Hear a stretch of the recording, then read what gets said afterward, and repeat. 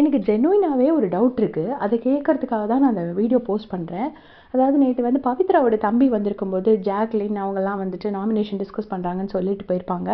அதுக்கு வந்துட்டு பவித்ரா வந்து ஜாக்லினை கூப்பிட்டு கன்ஃபரன்ட் பண்ணியிருப்பாங்க. நீங்கள் வந்து நாமினேஷன் டிஸ்கஸ் பண்ணீங்கலாம் சொல்லியிருப்பாங்க. அப்போ ஜாக்லினும் வந்துட்டு இல்லை நான் பண்ணலை அப்படின்னு சொல்லியிருப்பாங்க. பட் ஆக்சுவலாக ஒரு சண்டே எபிசோடில் அவங்க பண்ணியிருப்பாங்க.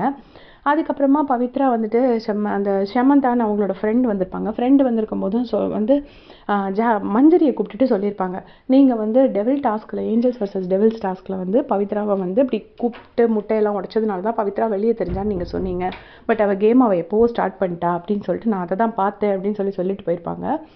அப்போது எனக்கு அதுக்கப்புறமா வந்துட்டு பவித்ரா வந்து அன்ஷிதாவை கூப்பிட்டு வச்சு சொல்லுவாங்க, எனக்கு இவங்க ஏன் இப்படி பண்ணுறாங்கன்னு தெரியல, இனியும் போய் இதை 2 மணி நேரம் உட்காந்து ரெஜிஸ்டர் பண்ணுவாங்க, எல்லா இடத்துலையும் போய் எல்லாருக்கும் ரெஜிஸ்டர் பண்ணுறாங்க. அதாவது பவித்ராவும் சரி அவங்க ஃபேன்ஸும் சரி எல்லாருமே சொல்கிறது என்னென்னா, மஞ்சரி ஜாக்லின் இவங்கெல்லாம் ரெஜிஸ்டர் பண்ணுறாங்க, என்னை பற்றி பின்னாடி பேசுகிறாங்க அப்படின்னு சொல்கிறாங்க. சரி, இது எல்லாமே நான் ஓரளவுக்கு அக்செப்ட் பண்ணிக்கிறேன், கண்டிப்பாக அதெல்லாம் பண்ணுறாங்க. பட் எனக்கு என்ன கேள்வி அப்படின்னா, பவித்ரா ரெஜிஸ்ட்ரேஷன் பண்ணலையா? பவித்ரா பண்ணுறது ஒரு டிஃப்ரெண்ட் டைப் ஆஃப் ஒரு கிளவர் ரெஜிஸ்ட்ரேஷன் என்னை பொறுத்தளவில்.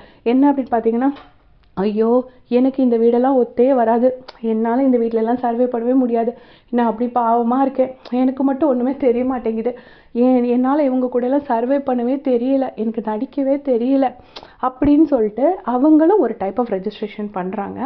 அது வந்து இப்போ அவங்களோட ஃபேன்ஸாக இருந்து பார்க்கும்போது அவங்களுக்கு வந்து அவங்க உண்மையிலே வருத்தப்படுற மாதிரி இருக்கும். ஆப்போசிட் பீப்புளுக்கு எப்படி தோணும்னா அது வந்து ரெஜிஸ்ட்ரேஷன் மாதிரி தோணும்.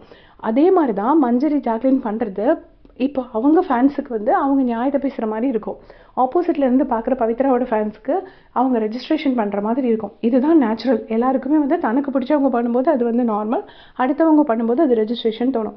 ஸோ மஞ்சரி ஜாக்லின் பண்ணுறது ரெஜிஸ்ட்ரேஷன்னா, பவித்ரா பண்ணுறது ஒரு டைப் ஆஃப் ரெஜிஸ்ட்ரேஷன் தான். கிடைக்கிற எந்த சான்ஸ் கிடைச்சாலும் பவித்ரா வந்து முத்துவை ரெஜிஸ்டர் பண்ணிகிட்டே இருப்பாங்க. முத்து அப்படி பண்ணுறா, முத்து இப்படி பண்ணுறா, முத்து அப்படி பண்ண. நீங்கள் ஸ்டார்டிங்லேருந்தே கவனிச்சிருந்தீங்கன்னா போகிறோம், எவ்ரி மொமெண்ட் என்ன சான்ஸ் கிடைச்சா கூட அவங்க வந்து முத்துவை ரெஜிஸ்டர் பண்ணிகிட்டே தான் இருப்பாங்க. ஸோ அதை தான் இன்றைக்கி ஜாக்லினும் மஞ்சரியும் பவித்ராவை பண்ணுறாங்க. அவங்க பண்ணும்போது அவங்களுக்கு அது ஈஸியாக இருந்துச்சு, தன்னை பண்ணும்போது கஷ்டமாக இருக்குது.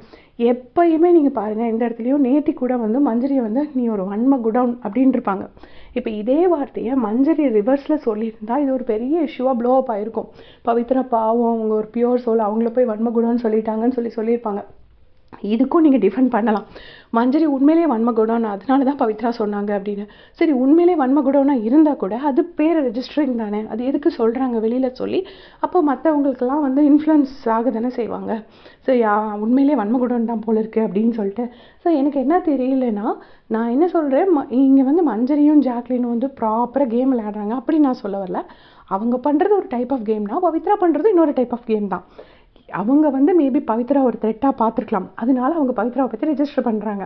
அப்போ பவித்ரா முத்துக்குமரனை ஒரு த்ரெட்டாக பார்த்தனால தானே பவித்ராவும் கீப் ஆன் ரெஜிஸ்டரிங் பண்ணிகிட்டே இருக்கிறாங்க.